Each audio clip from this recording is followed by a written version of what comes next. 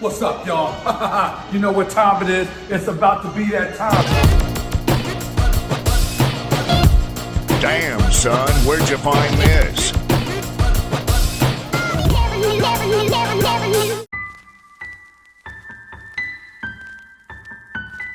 And we're back. One Piece 1124 is out, and with it comes what will probably be considered the end of the Egghead arc. Our crew is on their way to Elbaf, and we can finally rejoice because I'm going to stop talking about how awful the Egghead outfits were, because we've got new drip. Bye. Yes. Woo! Sanji is in a suit again, people. Happy days. 10 out of 10 chapter off the strength of that alone. No more Hawaiian shirt, hoodie, and shorts. The Mega Man 11s are gone. The McDonald's fit. All of it. It's done. Take that ridiculous thing off. Drip, splash, water, drip, splash, splash, drip. Anyway, today's analysis, like the last one, is going to cover multiple chapters. I've been busy lately with a lot of things. So we're going to make up for lost ground. First, we're going to discuss 1124, the Vivi of it all, the Kizaru of it all, the Lilith, Vegapunk, Straw Hats of it all, the silhouette of it all, and then I'll speed run through my thoughts on chapters 1122, 1123, circling back to 1124, and giving my predictions for the next few chapters. Coming soon, the next big video will be predictions on all of Elbaf, which are rooted in Norse mythology. Should be a bigger video, look out for that. No promises on when it'll be out, but that's next. Also, tune in this Sunday. We're going to have another Theory for Theory. Guest this week will be Alexander. You may know him from AJ Peace and his journey reading One Piece over the past couple of years. That'll likely turn into more of an analysis for analysis special, but I'm excited to discuss the series with him. Anyway, let's dive in. And don't forget to like, comment, subscribe if you're feeling the vibe.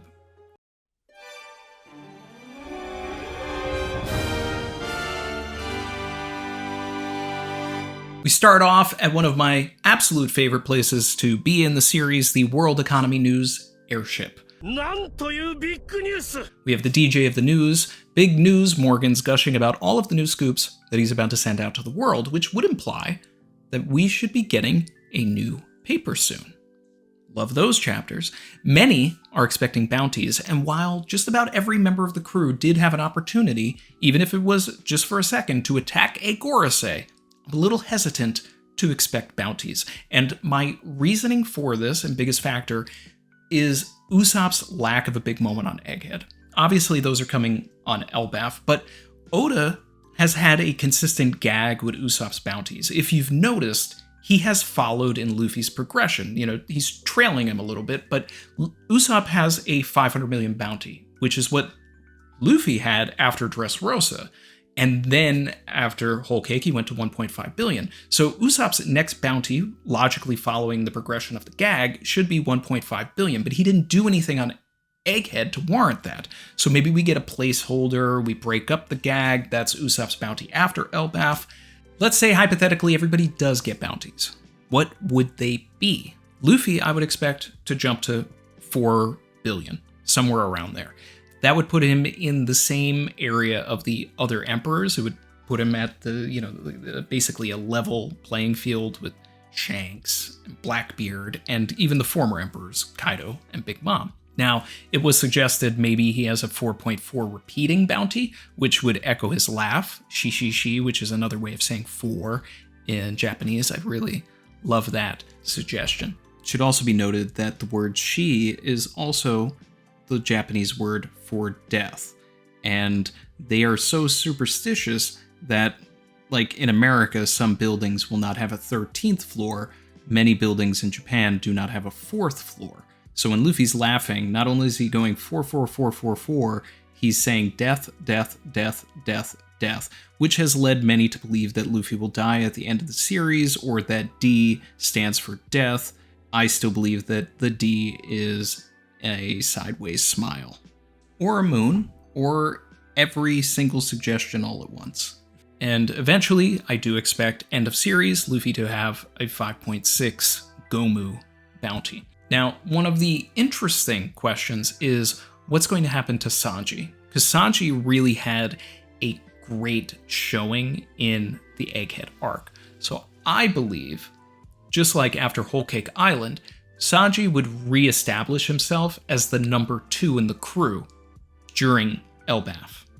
And then it would be up to Zoro to up the score on Sanji in that arc. And at the end of Elbaf, yeah, Zoro will be the second in the crew again. But, we'll get the gags and everything. It's just that Sanji attacked way more government agents and multiple Gorosei members. It's not just me being a Sanji fan. But it's just going to add more drama, and it's going to get Zoro involved in, trying to one-up him. And I would expect both of them to be in the 2 to even 3 billion range. And it would be interesting if Oda did like a Luffy Law Kid thing with Zoro, Sanji, and Jinbei, where they're all 2 to 3 billion now, and maybe even half of the same bounty. But considering that Jinbei didn't do much, and is basically the only Straw Hat who didn't physically engage a Gorosei member, he just sort of fastball specialed Zoro into Ethan Bear and Venus Juro, I could see Jinbei slipping in the categorized rankings. But Robin should definitely go above 1 billion, just off the strength of her knowledge of how to read the poneglyphs. And Frankie's really interesting because he was actually in the mix and was among the first crew members to attack or engage Saturn, which would have certainly left an impression. So a fun twist would be Frankie potentially rising up to the top 5 bounties on the crew going into Elbaf. And while I don't expect massive jumps for Nami, Usopp, Brook, or Chopper, I think one big distinction for everyone is that there is a possibility that they'll all now be listed as only dead after attacking the highest authority in the world. That would be a fun escalation. And we already have a precedence for this with Sanji's former Only Alive bounty. I could also see Sabo being only dead. Moving on to the Queen, who is still for some reason being addressed as Princess. Sorry to correct you, Morgans, but there's a line of succession that needs to be addressed here. Vivi is being super sassy, love to see it, not backing down, that's why we love the character over here. But the official translation has her seeming a little out of character, and I've read 3 different translations of Vivi's final line, and they all convey different messages. The official has Vivi saying that if the world is going to be destroyed, I don't expect to live through it anyway, which, whoa, Vivi, calm down. Huge death flags, and Oda, we're gonna have a problem if that's the trigger you actually pull. Whereas other translations imply that Vivi is being sassy to Morgans again, suggesting essentially that if the world is ending, the last thing she's going to do is suck up to Morgans. I like that better, sounds more like Vivi, keeps her alive. But even then, we have some character growth here, because this is the same woman who didn't want a single person to die during the Alabasta War. Now she's grown to the point where she is accepting of Luffy's words to her during their fight. People die. Saeed in the chat read off a more literal translation, which I'm paraphrasing, that implied that she doesn't want to be the only survivor. These are all radically different interpretations of the scene, and that one implies that she wants to get in on the action and maybe have an opportunity to save everyone. Because she's on Morgans' blimp, and he is saying that now it's his era, she's up with him, she doesn't want to be stuck with all of them while everybody else is dying. There's an interpretation for that as well. And while we support the official over here, given Wapple's reaction after the line is more him trying to get Vivi to once again not make Morgans angry, I'm inclined to disagree with the official translation this week, as it doesn't flow into the following panel.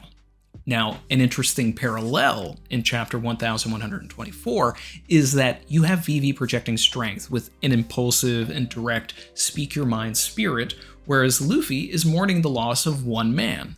This is where you see how these two characters impacted each other. Even years later, they've taken on and embraced the traits that they both argued the other needed. Vivi needed to be more impulsive and realistic about death, and Luffy needed to be more mindful of his crew and the people around him. Just a fun way to tie all of that together. And as always, cannot wait for them to be back together again. 1124 spends a few pages giving Kizaru some much needed reflection time. Oda doesn't do this enough, so I always appreciate this when he does do it, even if I was against Kizaru being the character to get all of this focus. Now, from an analytical standpoint, this is poignant because one could say that Kizaru is in a similar emotional state to the one that he left the Straw Hats during Sabaody. So while we didn't retread the downbeat of that arc for our heroes, Oda chose to invert it and have this be a massive L for Kizaru and the world government instead. That's all stuff I can get into. Kizaru's justice has always been labeled as unclear justice, and this is a scene of us seeing him focus in and potentially reach a state of clarity on what his justice actually will be going forward. Oda has turned one of the most menacing Marines into a sympathetic character poised to help overthrow his own organization. I only hope that Oda spends just as much time developing Smoker, Kuzan, and Fujitora in the same way, because they were all set up to have this particular journey prior to Kizaru suddenly following this path. And given that Akainu is interested in finding the One Piece now, I'm curious if Akainu will assemble a supergroup of Marines to go after it. Imagine a warship with Sakazuki, Kizaru, Momonga, Green Bull, Onigumo, Smoker, Tashigi, and potentially even some sword agents like Koby, Prince Gruz, Drake, and Kujaku. That's a great way to keep them all relevant, even if it would leave the rest of the Blues and Grand Line largely unprotected. But if you really wanted to up the stakes on how important the government and the Marines think that taking Luffy down is, I think that's the way to do it. And given Koby's resolve in chapter 1122 to stop Luffy from reaching his dream, could Koby put his own feelings about Sakazuki aside to join him on his quest?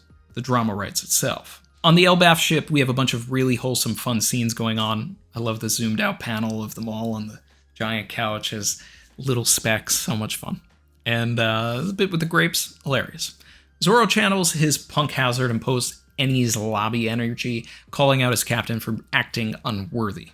This should have been said to Luffy's face, in my opinion, but this moment is in character for Zoro, and I appreciate him always being the one to remind people what the stakes are in any given situation. Lilith is up and back in action, and she still seems to be in tune with the rest of the Vegapunks, excluding York. So, unfortunately for her, she has to start eating for herself and going to the bathroom for herself. First world problems, yeah. She speaks in the first person as the Stella when she tells Luffy that he did keep his promise. You may remember months and months ago, probably around the time Shaka got shot, I was asked which of the Vegapunks live at the end of this, and I said probably only one of them, and that Lilith had the highest chance of survival as she was the first Vegapunk we met, and I was 50-50 on the Stella. Either way, I said the rest would die, but it would be a way for Oda to kind of kill them without killing them, as they could probably all be recreated or end up in some sort of computer system, as long as one of them was still alive, because they share memories. That could happen here. But I'd be more interested in seeing Lilith using her antenna to switch between personalities. Like if she had to draw up some blueprints, we just see her scramble to a table with a feather pen like Edison and start talking with a twang like he did. Since Lilith looks like some sort of love child or a cross between Sanji and Nami, I don't know if she joins the crew. But having a scientist on the team would be a really, really interesting job title, and allow the team to have a really brainy tech person to accelerate the ideas of Frankie and Usopp. Even if it's temporary, I'm excited for the prospects of her sticking around regardless. And the Cheers panel at the end of this chapter, chef's kiss. Might be top 3. It's right up there with the ones at the end of Drum and Dressrosa. Leave me a comment telling me your favorite Cheers panel in the series. There's just about one after every arc. At the end of the chapter, we see a silhouetted figure. Of course we do. It's One Piece. Now instantly I am drawn to the infamous cover page of Crocus sitting with a man in an Amigasa hat, long blonde hair. This could be that person. The waves are stirring, which should make the reader think that this could be the man marked by flames, who is someone said to produce whirlpools. But given that this man is on land instead of the ship that they said he would be in, I'm not sure how possible him being the man marked by flames is, unless this is Yorkie. I know I've been on a Yorkie tirade lately, but again, no body, no death, so I really don't think he's dead. Calico Yorkie sailed into the Calm Belt, so I believe he was nursed to health at Amazon Lily and potentially fought at God Valley with Gloriosa. Now, the chapter title, Close Friend, obviously refers to Kizaru killing Vegapunk, but it would be interesting if the figure at the end of the chapter was a close friend of someone else on our team. Oda reminds us that we're going to see Saul, a close friend of Robin's, but the misdirect and shock or surprise answer would be that the close friend we see at the end of this chapter is actually someone close to Brook. Might not happen, but would be fun. I don't think it's Shiki. I don't think we'll see Shiki outside of the God Valley flashback. I also don't think that Scopper Gabon needs to be or will be relevant in the present of the story. Sorry, guys. I just don't see it. Jumping back to 1122, I shared my thoughts briefly on Koby's new resolve earlier, but keep in mind that Koby was in Chapter 2. He'll be in the final chapters, or at the very least, the penultimate. It wasn't uncommon back in the day to believe that Koby could be Luffy's final opponent. Post-time skip and Sword kind of muddied that idea a bit. In recent years, it made more sense to think that a tag team between Koby and Luffy against the government or Emu would make more sense, and I've been preaching that. And that could still happen. But their dreams are now even more diametrically opposed than they were, and, they have been since the beginning. But it would be a disservice from Oda not to have them fight, and some would laugh at that idea, thinking that Koby would get one-shotted again by Luffy. Now, I'm not saying that Koby wins, but it'll be a physically better fight than Luffy versus Usopp, let's put it that way. And I'd be willing to bet that the narrative allows for Koby to really put up a good fight. Honest, the impact was impressive. Vice Admiral Stainless was shown back at HQ briefly on the side of a panel. Last we saw of him, he was trying to arrest Buggy, which led me to hope that Crocodile killed him when he arrived to save Buggy. Pipe dreams. But hey, R.I.P. T-Bone, right? That's accessory to murder right there for Crocodile.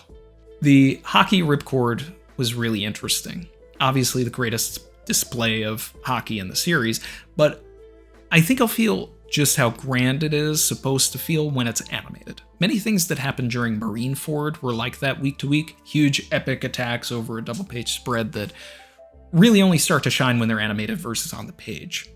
The crazy part was how it sent the Gorosei back to the Holy Land, proving that it was some sort of spell that manifested them there, showing that it is possible their real bodies were never there at all. That only Saturn was actually there because he physically sailed there, which is all things that we talked about. Although a plot hole would be that Saturn really should have gone back to one of the Marine ships instead, since he also teleported to the island, meaning he kinda wasn't really there either. But Oda hasn't actually addressed this standoff between Saturn and Emmett, which bothers me and makes me think we have more of Egghead to see. But with how 1124 is structured, only showing how Kizaru tanked Joy Boy's Haki, I'm leaning more that Saturn, Emmett, and York getting wrapped up will be off-screened at this point, and we'll just learn that they have the Mother Flame later. Or we see them in 1125. But it's interesting the robot is named Emmett, not only because of the Back to the Future references, Dr. Emmett Brown, but because it's so close to the English word emit, and we literally see the robot emit the greatest display of Haki via rope. So people better start putting respect on Paulie. In 1123, we see a brief scene of Sanji addressing his failure to save Vegapunk. It's a good moment, reminiscent of Sanji and Carrot discussing Pedro at the end of Whole Cake. You need these types of moments, and although I am disappointed by one aspect, the flashback to Vegapunk telling Sanji to let him die would have had way more tension in the present. Had we seen that particular scene before Kuma arrived, everything afterwards would have allowed Sanji to wrestle with that decision.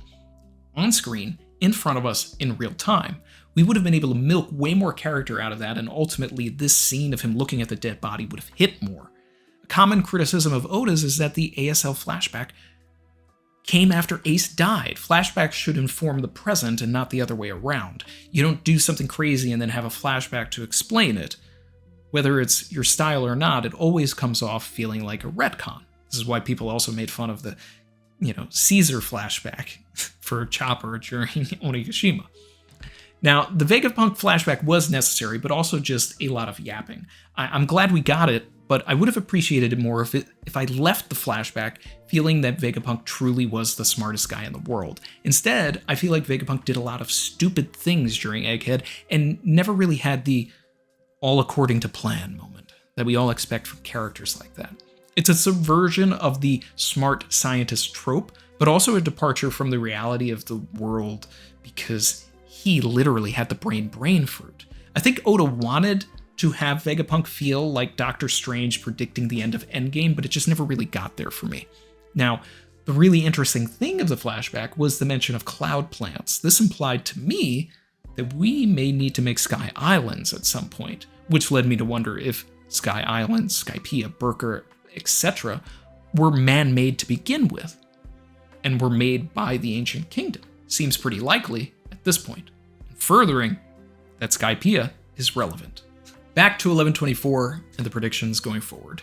I'm of the thinking that we're not going to make landfall in Elbaf until 3 to 5 chapters from now. 1128 feels right.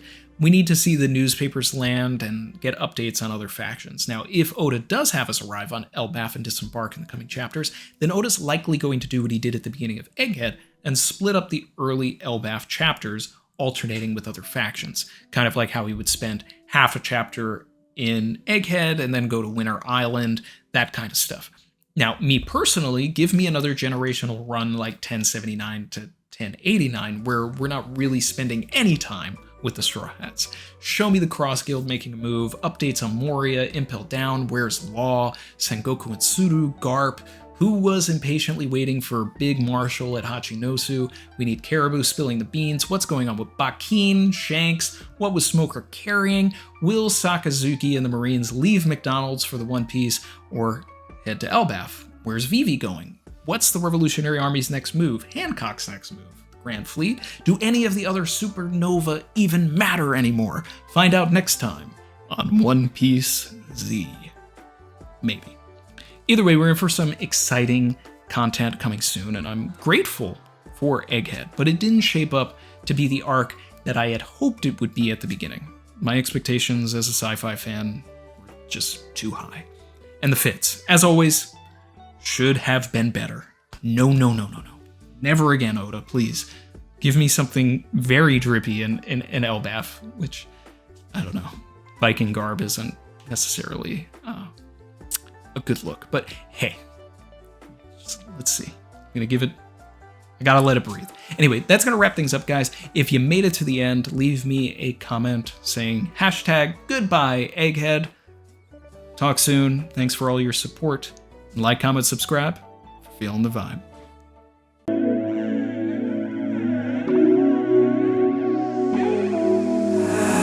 I've been swimming deep, deep. Savage.